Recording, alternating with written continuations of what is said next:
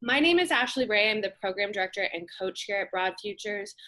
Before we really dive in, I want to introduce and have our CEO and founder, Carolyn Jepson, speak and share a couple of words, and then I'll introduce the rest of the staff.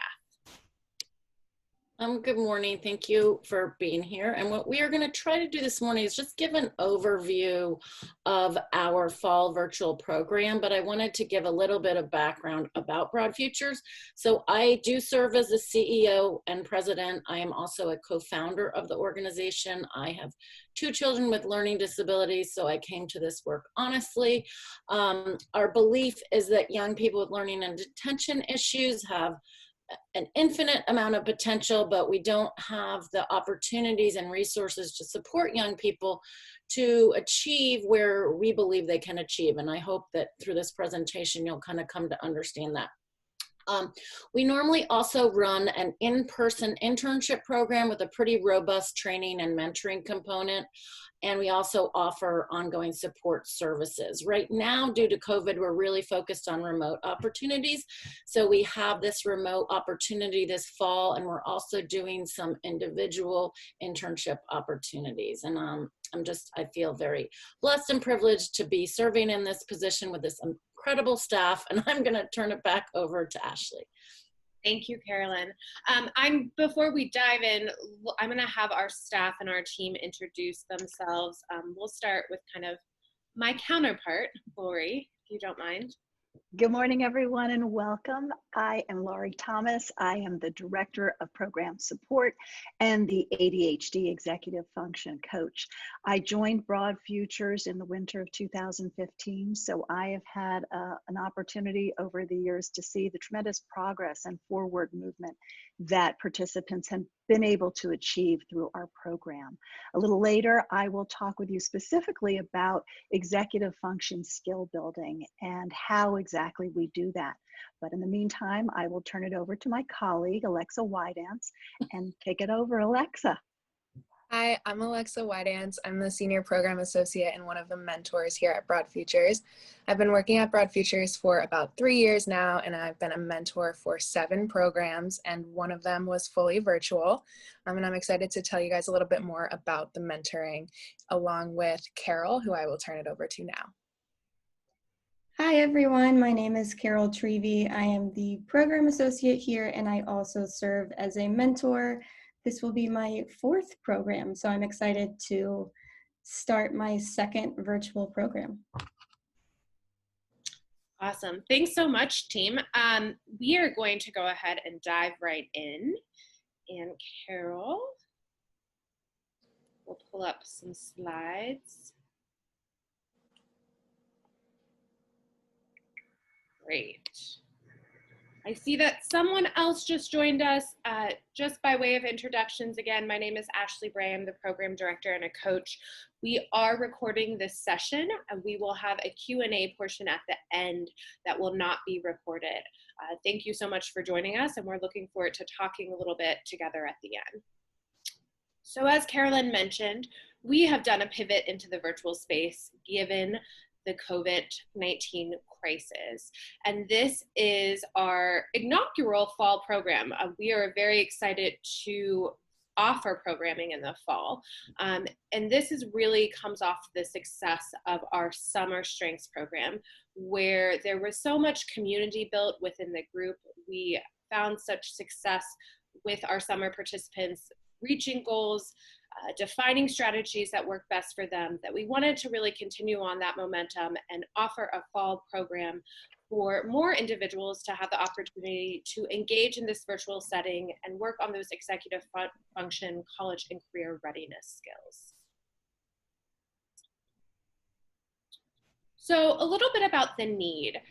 As Carolyn mentioned, we really are here to help prepare young people with learning and attention issues for their futures. So we have a strong commitment that neurodiverse learners are a great asset, whether it is in the academic or the workforce space. And we want to help provide those young people those tools and strategies to be as successful as they can in their future endeavors. just a little bit of stats to kind of help paint the picture of where we're at. And again, what really drives us to do this work. So 1 in 5 people in the United States has a learning or attention issue. So about 20% of the population. And of those, 41% there's a 41% completion rate for post-secondary education for students with learning or attention issues. So this is a very low number, and we want to see that number go up, and we want to be part of that change and that drive to give individuals the tools and resources so that they're able to go on and complete their post-secondary educational careers. Even more staggering and kind of saddening, but again, we want to be part of that positive change, is the employment rate for working age learning disabled adults is only 46%. So again, a very, very low number compared to the rest of the population. And again, we want to provide a space for individuals who are neurodiverse learners to find the strategies, set goals that work for them, and be able to see a clear path and feel supported in their future goals, especially in the workforce. So what do we know? We know that young people who learn and think differently are an untapped labor source, right? So there's only 46%, if I do my math correct, that's 54% of the workforce that is untapped. And that neurodiverse learners, so individuals with learning disabilities or ADHD, bring really creative and valuable different perspectives to the workforce and even into the classrooms. They think differently. They're able to attack and look at problems from different lenses. They're able to come up with creative solutions and strategies. And that is a huge asset, whether it be in a classroom on a college campus or if it's in a boardroom in the workplace. And so how do we give young people who think and learn differently the space to really tap into those strengths and find ways to unleash them in a really positive kind of strategic way? So we like to think that we bring a very novel approach that speaks to those who learn and think differently. And this is really going to be highlighted by our amazing curriculum that we have amazing staff who help provide, and a little bit about our holistic kind of training and mentoring approach. So our unique approach builds confidence, which is key in terms of success for young people, whether that's, again, at work or in school. It helps improve communication. We talk a lot about communication, both verbal and nonverbal communication in our curriculum. And we hope that our training and our programs develop transferable skills. So the skills that individuals are learning to be successful in the classroom, those self-advocacy, those communication skills will transfer seamlessly into the workplace.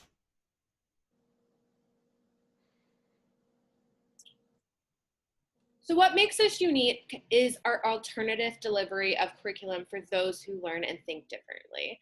My favorite piece about the curriculum, having sit in a lot of trainings myself, is that it's highly interactive. So individuals are just not sitting and staring at a computer, as we all do during these Zoom COVID times. We are really very intentional about how we design our curriculum, from just not the interactive piece, but the scheduling piece. So it's 5 minutes, 7 minutes of instruction at most, and then we're giving space for those individuals to go and practice that instruction. So real world applications, being able to talk about it, being able to interact with those theories and concepts and communication tools that we just learned and apply them in a very real way. And that helps cement the learning and helps build confidence and growth throughout the program. We do this through the use of very collaborative projects and presentations. I think one of the things that really just astounds me through every program, whether it's in person or in this virtual Zoom environment, is the peer-to-peer learning. And those projects and those presentations and the use of our breakout rooms really help facilitate that peer-to-peer learning. And I think the more we're able to have that shared sense of community, learn from others who might be struggling with some of the same things that we are, the more profound the results are. We do this through an integration of the arts with drama, role play, and graffiti art. And I know what you're all thinking. So a lot of times when people hear that we use drama in the arts, they think we're dressing up, we're putting on plays. No, we have a fabulous drama artist who is just amazing with our young people and just brings the most innovative, unique curriculum to our program and training. And he uses a lot of improvisation and flexibility in games that we play. And this helps improve our communication skills that we work with a speech pathologist on as well. So it's really fun. Again, it's very interactive, but we still have those kind of goals around improving communication skills, improving confidence, having the ability to speak up and self-advocate, whether that's in classrooms or in boardrooms. We also have a great component that focuses on stress reduction and tolerance with yoga and mindfulness. And I will say we've adapted very nicely into virtual yoga. So we have a yoga instructor who's been with us for several programs, and the yoga is not intense. It's for people where they at, no matter kind of where their level of yoga background is. So it's accessible, it's adaptable, and it's great kind of tools to keep in our back pocket for us to continue to use as maybe finals are coming up with school or you have a big project with work. And those are just the little tools and tricks that really make an impact on our overall well-being and health, and help us, again, work towards our goals. And then you have our wonderful mentor and coach support. In a little bit, I'm going to turn it over to Lori and our two wonderful mentors to talk a little bit about their roles. But this is a huge added bonus, and participants regularly say that their favorite part of programming is the mentor peer support. And so that's a piece that we're very proud of, and a piece that we think is very effective in working with our young people. So how do we serve? These are the 5 things that we're really looking at in terms of outcomes. So building self-confidence, building self-awareness, and that goes a little bit into the growth mindset, which I'm going to let Lori talk about in a little bit. Building self-advocacy, which is huge, building self-efficacy and self-reflection. And so these are the things that are the core, the foundation of everything we're doing, whether it's in gameplay, curriculum, peer-to-peer learning. These are the outcomes that we're looking for, and these are the things that we keep bringing it back to say, are all the actions that we're taking really helping the young person build that self-confidence, build that self-reflection, and build that self-advocacy piece? And I'm going to turn it over to Lori to talk a little bit about executive function skills. Thank you, Ashley. I'm happy to do so. What I think we learned this summer by delivering our multidimensional curriculum in a virtual format is that by bringing a community of young adult learners together to share their creativity, their insights, their perspectives, that we were able to really drill down on building executive functioning skills. And how did we do this? Well, executive functioning is a term that is used frequently. But what really is involved under that umbrella term? And that is something that we think is very important as the first step in learning and in helping our participants really build that self-awareness of their own executive functioning skills and what is effective and what is not been effective in the past. So we break those skills down, right? We talk about time management, we talk about prioritization, organization, what goes into decision making, controlling self-regulation and impulsivity. How does one start a task, continue maintaining motivation to finish a task? What about attention issues? How can people have high attention levels for some activities and really struggle in others? So we break down all of those different components under the umbrella of executive functioning. And then we take a look at the 2 sides of the coin. The first side is the skills, right? Of the skills that and strengths that someone brings to the table. What are they good at in those areas of executive functioning? Where have they had success in the past? We want to meet each of our participants where they are, and we want to learn and help them build that awareness of where they are. So we talk about that, and then we look at the other side. Where are those challenge areas? Not only what do we identify as a challenge area, maybe attention or time management, but where do they show up? How do they show up? And so then in building that awareness, what we start to do is gain a greater sense of self. And people are able through, as Ashley described, our highly engaging interactive curriculum, activities, games, breakout rooms, dyads, triads, discover more about themselves and how they function in terms of their executive functioning skills. Offering strategies, learning from one another, and seeing how they might apply those strategies, tools, and resources to build skills in those areas of challenge. What we do also to develop that self-awareness and build those executive functioning skills is develop a personal profile. Each participant in the program will engage in that exercise over the course of the program. And what does that mean? The personal profile really is a snapshot of who each individual is. And it looks at categories like what are their values? What are their interests and skills and strengths? What are the areas of needed support that they can identify? Accommodations they've used in the past and might need to use in the future. Their values, how they learn best. All of these parts comprise the individual. And once that learning and awareness is built by developing the personal profile over the course of the program, that tool can be used as they move forward from BroadFutures. It can be used as a tool to prep for an interview, to write a personal statement, to write a job application, anywhere they need to discuss themselves. And so that becomes something very useful, not only in the making during the program, but then using as they leave the program, moving forward. We also talk about goal setting, and this is something that is around the executive functioning skills as well.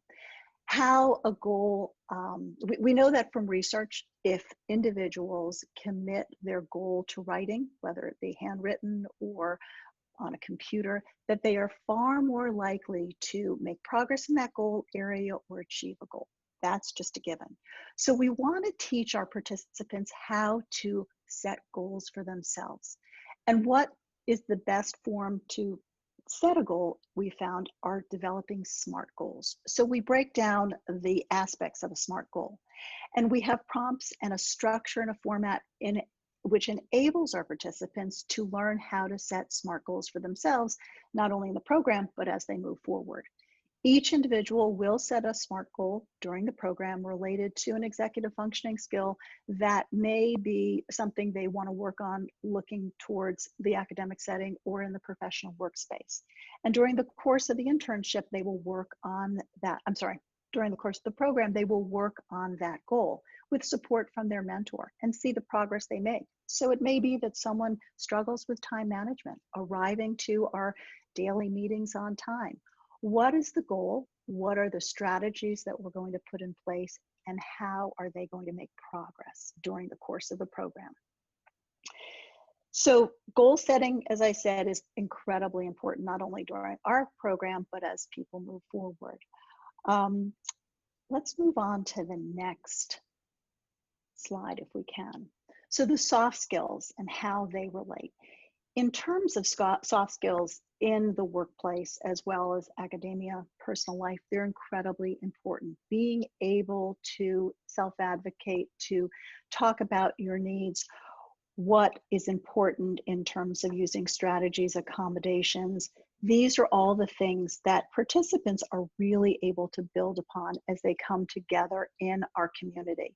Oftentimes, the shared experiences, the lessons learned, the strategies, tools, and resources shared among participants are where the key learning occurs, because that peer-to-peer learning is incredibly powerful and helps others to try things they may not have tried if an adult suggested that, for example. So that's where so much of that learning takes place and growth occurs. If we could go through to the next slide, please, Carol. Thank you. Another important part of that learning process and that community that comes together is that people recognize they have shared experiences, that perhaps where they felt so alone in their challenges with executive functioning struggles, they learn a lot of other bright, dynamic people within that community that they've met in BroadFutures share some of those struggles. They also are able to share the successes they've had and to learn from the struggles. So that exchange of information, again, understanding that through those challenging times or experiences they might have, that the greatest learning takes place and from which growth really occurs, is a key that people take away from our program. And on that note, I will turn it back to Ashley. Thanks so much, Lori. I learn a lot from Lori's goal setting units and some strategies to help me with my own time management and organization. So beneficial for all. I touched on this a little bit earlier, but again, it's so important to the work that we do. And you know, if you ask any participant, whether it's from an in-person or virtual program, and we say, what is your favorite part of the program? Without a doubt, they will say Raymond and Monaco, which is our art section. No one holds a candle in comparison, and I completely understand why.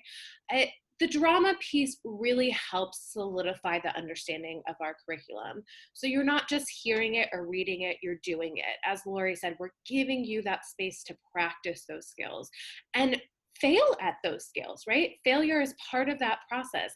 And we don't even see it as failure. We see it as a growth opportunity.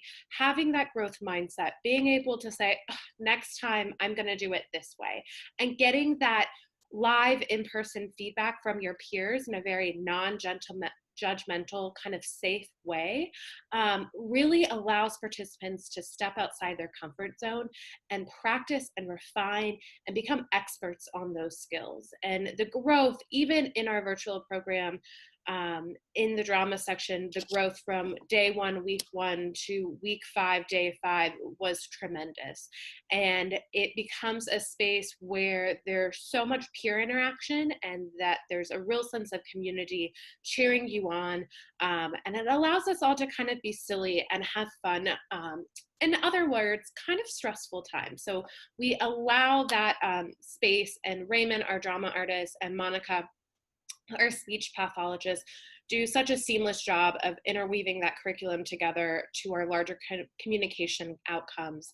And it becomes just a really fun space that participants look forward to every day. We also use graffiti art. There's an example here on your right, and it helps solidify the understanding of our curriculum. So we try to take a universal design approach in everything we do, and giving participants the opportunity to express themselves through drawing or art. We have found a way to do it in the virtual space, thanks to Zoom and the annotation feature. Just again, gives everyone the opportunity to come together as a community, talk about what they've learned, and maybe reflect on what other people have learned. And again, it's another opportunity for that peer-to-peer learning, that peer-to-peer sharing, which is so powerful and such a core of the work that we do. Thanks, Carol. So why stress tolerance focus? Research shows it leads to optimal cognitive functioning and improved well-being. I think we can all safely agree these are very stressful times. And so being able to have the tools in these times to be able to have an outlet to clear your mind, help with anxiety is very, very important. And so we want to provide participants the space to practice that. We can't reach our goals, we can't be our best selves unless we are taking care of our own well-being. And that includes our own mental well-being. And so the stress tolerance curriculum really uniquely addresses the needs of our participants who often have a healthy dose of anxiety. I myself have a healthy dose of anxiety. And so what's been great about this virtual space is that we've been even able to participate in the yoga curriculum. It helps with the trouble of transitioning and being flexible. So yes, being flexible, actually physically flexible, but the mindfulness curriculum and the way it's delivered and the reflection piece allows participants to kind of start expanding their mindset. So going back to that growth mindset piece, being more flexible about maybe trying a different strategy, maybe expanding upon that goal, maybe pushing themselves to speak up a little bit more in the drama and communication curriculums. And we really do see the yoga and mindfulness curriculum trickle down into other pieces of program where its impact is very meaningful and very productive. It also provides the tools to tolerate stress in transitions. There's a lot of transitions going on for everyone right now, and a lot of tools, a lot of opportunities for people to practice stress and mindfulness techniques with the tools that are given. And for young people, I come from the higher ed space, transitioning into a new semester, transitioning from a job to, or from college to a job, or transitioning from a college campus to back home can all provoke stress. And so we, again, want to provide opportunities and outlets and tools for individuals to be able to manage that stress and continue to work towards those goals and transitions and not kind of get tripped up. We really love reflection. We do this in a couple of ways, through journaling, through peer reflection, through self-reflection, through the personal profiles, through assessments in our program. But we really think the key to our success and the key to individual success is being able to learn, reflect, and report and repeat that process. So we ask participants to reflect on each day, areas that went really well, maybe something that they want to take away and try again tomorrow. We do this in our peer mentor meetings, we do this in our assessments, and we're constantly getting this feedback, and this feedback is really helpful for us too, because we're able to make adjustments, make accommodations, make curriculum more accessible as we move throughout the training. And so this reflection piece, the ability to kind of sit silently, think about our goals, think about what's working, think about maybe areas of growth is a core component of the work we do, and we find ways to incorporate it in every curriculum unit and everyday training. So preparing for success in the new virtual landscape and beyond. I don't know about you all, but I am a millennial and I thought I knew everything there was to know about technology, and I was surely wrong when we all went to Zoom. So not only do we have our wonderful communication curriculums, but we really do it through a lens of how do we prepare young people to find success in that virtual space, to be able to self-advocate in the virtual space.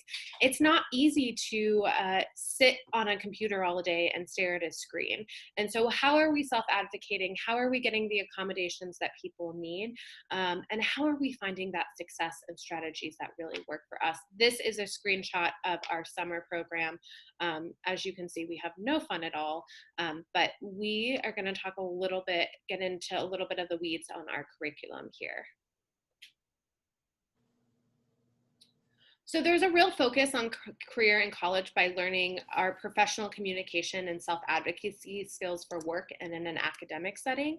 I come from the higher ed space, and one of the reasons I was so attracted to this work that BroadFutures does is because there's a huge gap in kind of the marketplace of being able to take all those self-advocacy accommodations and strategies that we use in a traditional academic setting and what do those translate to in the workplace, right? No one teaches us that. Enter BroadFutures. And so some of the most important work we do is talking about how are you communicating with your team members? How are you communicating with your supervisors? And how are you self-advocating for what you need in work, right? It's not about getting a level up. It's about creating access and creating space for you to think and be creative and learn and produce in a way that works with your learning style. Again, we're talking about those effective time management strategies, very important for working remotely. And we've seen a lot of success with this. As Lori kind of covered, we really dig deep into the time management. We talk about what is very unique and what works for you, your lifestyle, what you are managing. I know we're all juggling a lot, and we're checking in on that. So I think the repetition, the accountability factor is where we find success with participants. We're talking about understanding our learning styles, our strengths, and our areas of support. Lori talked a little bit about our personal profile, and that's the place to kind of capture all this and build upon. But it's really important whether you're thinking about it from an academic component, whether you're thinking about it, you're going into an interview and someone's asking you what your areas of needed support are. We spend a lot of time talking about this, reflecting on this, and sharing those strategies so we can understand ourselves better. And the better we understand ourselves, the more effective strategies we can put into place because they're uniquely designed for who we are and what our outcomes that we want them to be. And then we're hitting on these very important things. Your resume, a LinkedIn profile, so important in this virtual world where we don't have the opportunity to network in person. So all the networking has gone virtual. So why it's important to have your LinkedIn profile. How do you connect with people? What do you say when you connect with people? Elevator pitches. This actually ended up being my favorite unit of the curriculum. It is so powerful to watch people so confidently talk about their skill set and their goals and their dreams and kind of a 60-second little ad. And that piece was my favorite piece throughout our summer program, and participants loved it as well. We also talk about professional emailing and communication. When so much of our communication nowadays is done virtually through emails or text, it's really important that we're refining those skills. Even for me, making sure I'm as clear when I'm communicating. And so we're talking about this, we're practicing this, we're doing check-ins on this. And of course, we provide 2 opportunities for interviewing. We call them mock interviews. We ask that you dress professionally like you're getting ready for an interview and you're getting peer back from your peers and from the team as well. And the growth in just 2 weeks from when we did our first interview to our last interview was immense. And I really feel that it prepared our young people to go out and kind of nail those interviews in this virtual space when, again, that communication piece across Zoom can make it a little bit harder to do so. So here's just an overview of some of our curriculum that I've mentioned. I'm not going to read it all, but you can kind of see what is delivered by our drama artists and speech pathologists, and then delivered by our BroadFutures team and outside speakers. We have amazing speakers who come back to us program after program who might have a learning disability themselves and are an advocate in that space. We're able to have individuals come in and talk about financial literacy, disability pride and self-advocacy, leadership, and community building. So this is a little bit of an overview of what it looks like. It looks like a lot, but again, our curriculum is highly interactive. It moves quickly in the sense that you're not staring at a computer, and we're giving individuals the space to reflect on it, learn from it. And, you know, I'm not above of slowing it down and circling back around if that's what something the cohort thinks that we need. So we're very flexible. It's delivered in a very universally designed way. So we have auditory, visual processing, even haptic with our drama curriculum. So you're getting up and doing it. And we're making accommodations as needed for individuals as we are delivering the curriculum. So a little bit about program specifics. Our fall strengths program is 5 weeks of training. It runs from September 29th to October 30th. It is Monday through Friday from 10 a.m. to 2:30 p.m. We do an hour-long lunch break, and we do take some quick breaks in between to give everyone's eyes and brains a rest from the computer. Again, we have highly interactive, over 33 different units of curriculum. We're bringing in amazing outside speakers who are leaders in their industry, and are really able to connect with our young people, and again, provide another kind of safe space for that peer reflection discussion. We are doing pre and program assessments to measure progress. We do weekly staff and self-assessments to gauge engagement. And again, those are really crucial for us. So we're looking at those at the end of every day. We're taking that feedback, we're talking about it as a team, and we're reassessing and making changes as needed for the next day. We have a wonderful virtual gathering of final presentations, which is just an opportunity for our participants to invite their family and friends, colleagues, whoever, to come and kind of celebrate their success of our 5-week intensive program. We also do a really cool career interest project that is very much participant-led and peer-led, and it's awesome. The tools and resources that our participants found over the summer, some that I did not even know about, things that I learned. So it's a kind of a place to explore some career interests and opportunities and talk about how you might actually practically apply those skills that we're learning into future workplaces or future applications or jobs.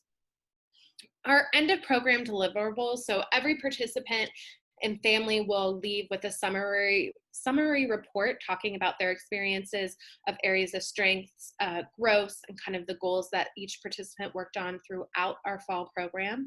You're going to have a completed LinkedIn profile, a completed resume, our personal profile, and a recommendation if it is appropriate.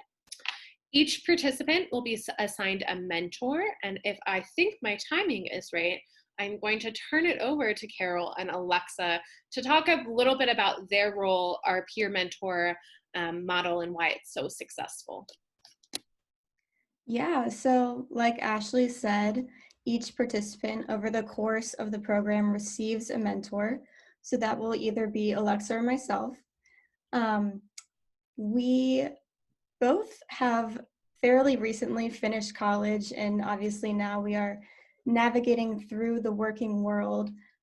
So it is safe to say that we are in the same life stages or have gone through the same life stages as all of our participants. And so that is why the peer mentoring model has been so successful for us, because participants can learn directly from people they can relate to and trust to understand what they're going through. So because we are similarly situated in those same life stages, as I was saying, that's why we've received such strong feedback from participants on positive attributes of the model. So again, meaning that we are readily accessible whenever participants have any questions. I don't want to say it's scary going all the way to the top to ask your boss a question, but it is, we again are more readily accessible for any of those questions that participants have, and also, you know, in the meetings with mentors. So I will hand it over to Alexa to specifically talk about meetings with mentors and all of that. Sure. Thank you, Carol. So as Carol mentioned, we are readily available to any of our program participants. And the way that we get that across in this program is through meetings. So we are here as a resource for any of the participants. They can maybe send us an email. They can send us a little chat in Zoom that we can get back to them right away. However, we do also have 2 meetings that they're required to attend after program hours. So they're brief meetings. It's an opportunity for us to meet individually, one-on-one, to have that individualized support, to kind of go over any areas of needed support, talk a little bit about their skill set, and then we're able to come up with goals for the program. So we will be checking in throughout the program to make sure that the strategies we've provided are working for our program participants. And then when we have that second meeting, we'll kind of capitalize on that, talk about ways that you can continue to be using these strategies outside of the program as well. So those are the required meetings, but we also have office hours. So these are offered every Tuesday and Thursday from 3 to 4:30 p.m. So there's plenty of opportunity to meet with one of our staff. So this could be a mentor or a coach. There's always someone signed up for those days during those hours. So you can come in, talk to us. We've had it that people just wanted a better overview. Maybe they missed something. Maybe they had a question they didn't get a chance to get answered during the actual program hours. So you can come see us after. We can go a little more in depth. We can talk more about your goals. Maybe your strategies are not working for you. Maybe you had a question about that. So we can kind of cover any of those questions. Once again, act as a resource for our program participants. And it's easy to sign up. It's always available twice a week. So once again, that one's voluntary. The 2 meetings for goal setting are the ones that we do require. So that's a little bit about the meetings. And now I'll talk a little bit about after the program ends. So next slide. We have the optional independent project / portfolio. So if you really want to capitalize off of the momentum that you've built upon our program, you can opt to do this independent project. So this is an opportunity for us to maybe kind of build out the mentor model a little bit more robustly, because we can meet with you weekly, individually, to give you that really individualized support for specifically what you're working on. Maybe a personal project, a portfolio, something like job searching. So you'll be once again paired with your mentor. They'll be checking in with you and offering you that support. So we're going to continue to work on those executive functioning skills, continue to work on the areas of strength that you would have outlined throughout the program, and continuing to put strategies forward to work on your areas for growth. So once again, this one is optional, but if it is something that you would want to participate in, it's a great way to really move with that momentum that you've already built up. So that's a little bit about the mentoring model, and I will turn it back over. Thanks, Alexa. Thanks, Carol. So before we kind of wrap up, we have a little bit of a slideshow we're going to share in just a minute. I want to get the important information out to you all. Our program dates again are September 29th through October 30th. October 30th is our last day of program and our final presentations. This cost is $3,250. Scholarships available based on demonstrated and financial need. If that is something you want to discuss with us, we are happy to talk offline about that. We have our individual project and portfolio piece, which runs from October 30th to November 27th. So right before Thanksgiving, I believe, and that cost is $1,050. We do ask that you have access to a computer and reliable internet. We use Zoom. We have found Zoom to be the most effective in terms of delivering our curriculum and being able to provide that community space. So we are on Zoom a lot. If you are interested, you can sign up on our website, www.broadfutures.org. There's an interest form there, and one of us will be back in touch with you. Before we jump into our slideshow, which is just a quick little kind of visual about our virtual program this summer, just some testimonials from interns and parents in the past. Again, we really have a strong alumni connection and support from our alumni interns and parents. And we love hearing about what our program participants go and do next. We love to kind of see the impact that we've had and the shared experiences that peers had together in our programs and how that translates into kind of their next steps. And we just had a little bit of an alumni panel last week, and it was so great to kind of see those relationships, and especially even with our summer program that was all virtual, that community and connection that they shared really continued on past program. So Carol, if you don't mind, we have a quick little video, and then I'm going to turn it over to Carolyn before we get into our Q&A.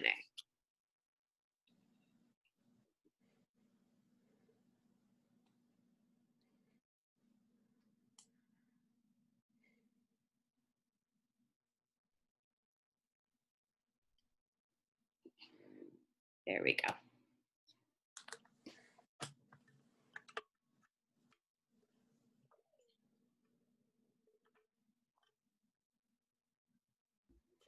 Sorry guys, I was muted. All right, we're gonna try this one more time. Hopefully the sound is better.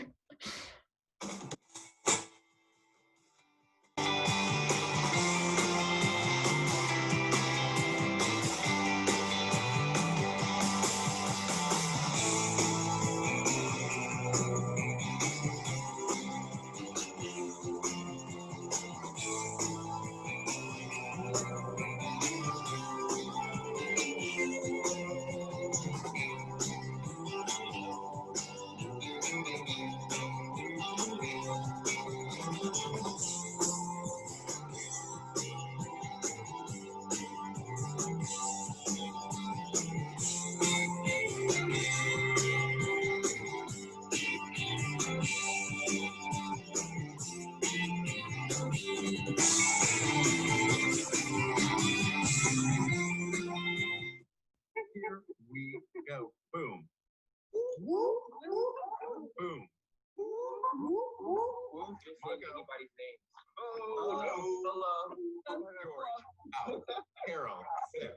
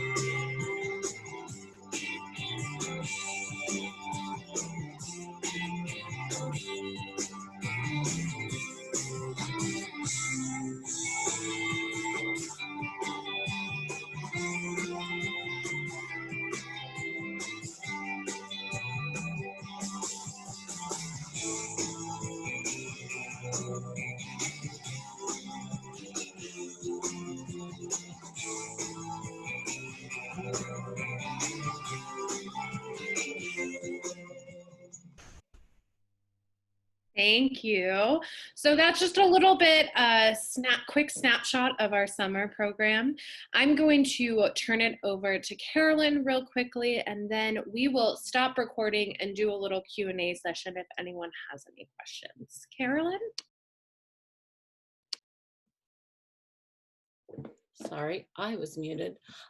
Thank you guys for that awesome presentation, and thank you participants for coming and listening. And if you have any questions, you can reach us at info@broadfutures.org. That is all on the website as well.